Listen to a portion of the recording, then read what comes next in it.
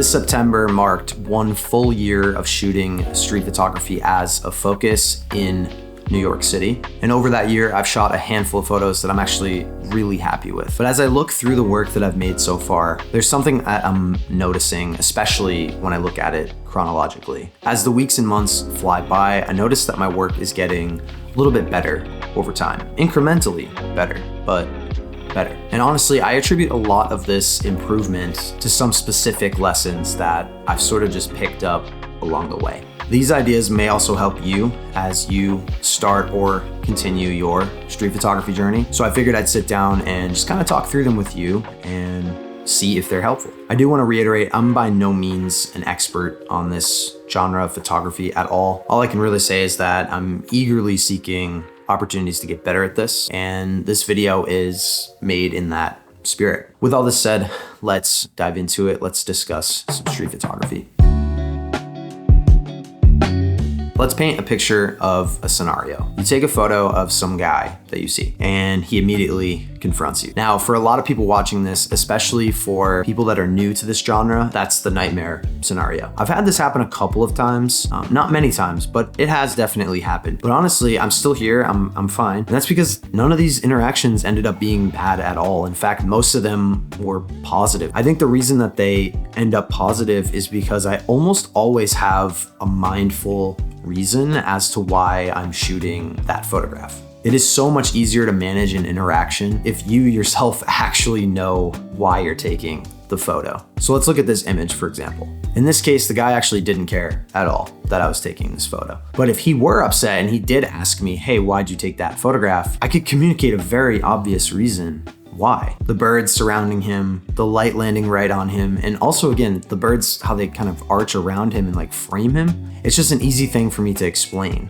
Now let's have a look at this image here. There's a family standing in between me and one of those Times Square billboards, the big giant ones that all light up. And if you look at the photo, it's pretty obvious why I took it. It's really just an aesthetic or artistic approach to the scene. It wasn't like I was really photographing them. I was just photographing their presence, their shape. And if asked, I could just show them the photo and express how I have an interest in the way that the silhouettes were cast against that screen. Now, when asked, sometimes even after showing somebody a photo, they might tell me they want me to delete it. Personally, I will. I know some photographers in the street photography community will definitely fight against that, but in my experience, it's almost never worth like making somebody angry for just one photo. I'd rather just delete it, move on, because I'm sure that same day I'm gonna find something else that I think is interesting as well, and it'll be a photo that works out. But just to kind of backtrack and reiterate, it's always good to have an explicit reason as to why you're taking a photo, something that you can communicate, you can talk about with them. Almost always when I'm taking a photo, I know why I'm taking it. And so I'm ready to answer a question about like, why'd you just take my photo? Why'd you just, what are you doing with it? Like, can I see the photo? I'm ready to provide that information. And it just gives me peace of mind when I'm out shooting photos.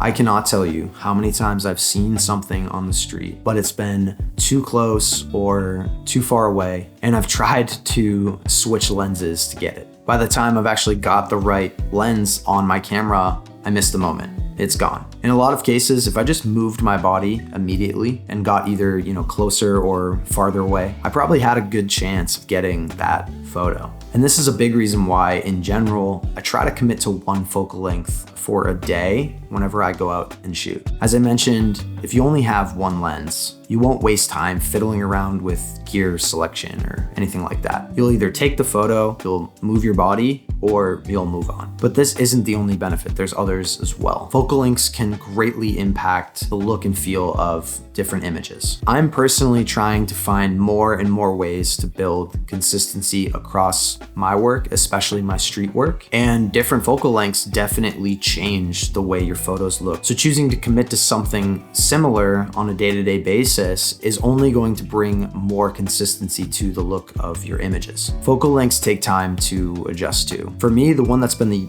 most used this year so far has been 23 millimeters. As I continue to use it more and more, I find myself thinking outside the box to get my compositions right, moving my body a lot more, as opposed to relying on, say, like a zoom or switching lenses. So just to sum this up, I don't think you have to do this, but I think as like, say, a daily exercise, it can be a really good thing. It can be really beneficial. So I'd urge you the next time you shoot to try just one focal length. Put it on your camera and just leave that one on for the day. See what happens.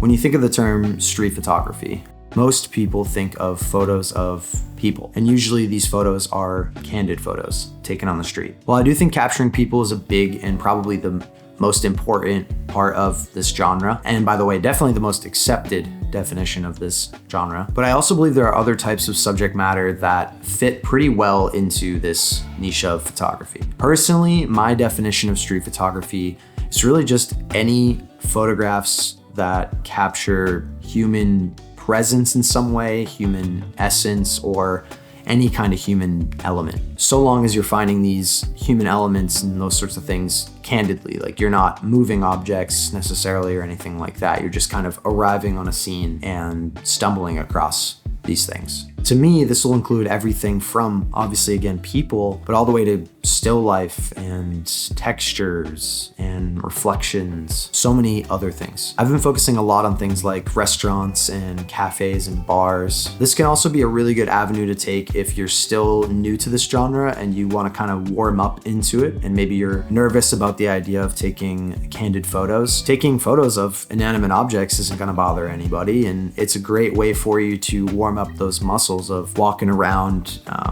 finding things and taking photos of those things. So if you don't want to just rely solely on candid photos of people, I think this is a good area for you to kind of take your work in that is adjacent to traditional street photography, but maybe has less pressure.